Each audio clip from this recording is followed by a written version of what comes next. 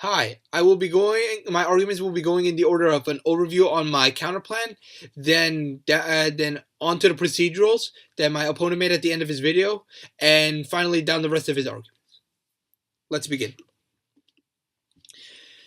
I reject the resolution in favor of a community-based micropolitical grassroots movement, which is that we focus on the poverty, sexism, and racism that criminalizes people of color within their communities prior to being put into prisons. Addressing these conditions allow for us to understand how people of color are treated poorly within their own streets, and then are thus made to be seen as only worthy of the poor human rights conditions within these prisons, which thus abolishing prisons becomes secondary to the understanding of how people are victimized and demonized within their own streets, thus only seen as being worthy of being abused within these prisons, which means that we must focus on the community before we focus on the prison system itself. Now, onto the procedurals. One, my opponent said I passed the timeline, but me passing the time limit is not a voting issue because one, the tournament rules indicate that my video passing 30 seconds is warranted for abuse. My video, none of my videos do that, which means that there's no impact. And two, passing the debate time limits is good because it allows for us to have a better understanding of my positions within the debate round, which makes my arguments accessible due to a better explanation. And three, my opponent did not prove a reason why passing time limits is bad for the debate, which means that there's no reason to vote for it.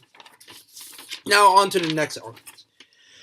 One, my opponent said that prison abolition will reduce racism due to lowering police brutality. But one, he's not abolishing the legal system nor the police system because he's abolishing prison, which means that the legal system that allows for extrajudicial killings, such as that of Eric Garner or Daryl or Walter Scott, will inevitably continue because they will be protected under the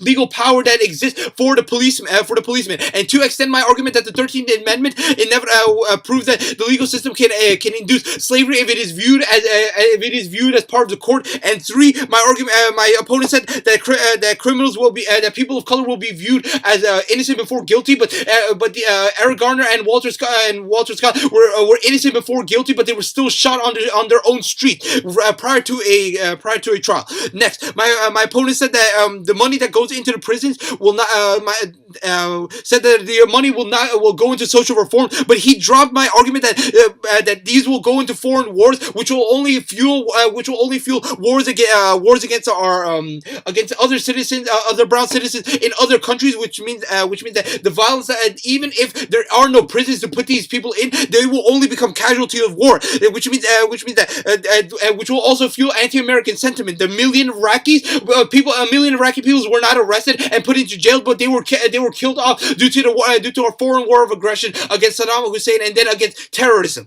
And next, finally, abolishing of prisons only fuels the ability for the system to work against people of color, especially those at home and overseas. Thank you.